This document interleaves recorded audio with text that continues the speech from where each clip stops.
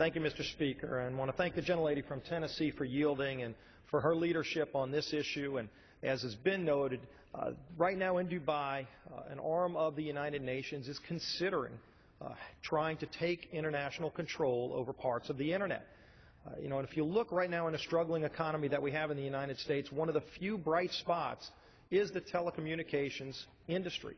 And one of the reasons, as a computer science major, I would argue one of the reasons that the telecommunications and technology industry has been so successful, even in a tough economy, is because the government hasn't figured out how to regulate it and slow it down.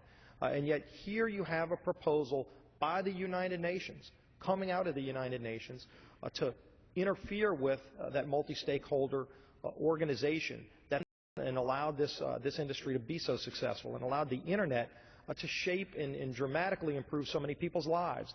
So many of the things that we can do today and all the conveniences that have been added through great new apps and great new technology have come from this multi-stakeholder governance of the Internet.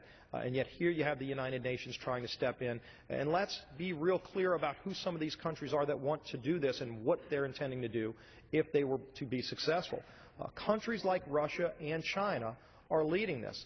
Some of the Arab nations right now where you see uprisings, many of those uprisings, by the way, have been brought through social media, through an open and free Internet where people can come together in cyberspace and hold their leadership accountable and in some cases rise up against oppressive governments. And those governments would like nothing more than to be able to shut that down by taking over control of the Internet. And I know it's been brought up before by the gentlelady from Tennessee and others, but I think it's important to note that Vladimir Putin, when he was meeting with the ITU Secretary General, said his goal, the reason that he and others like China are pursuing this, is to establish international control over the Internet through these new ITU rules. And so while these discussions are going on in Dubai, I think it's critical that this piece of legislation is something that we can arm our supporters with, those who stand up for Internet freedom, to say it's the United States Congress's bipartisan agreement that we want to maintain that freedom.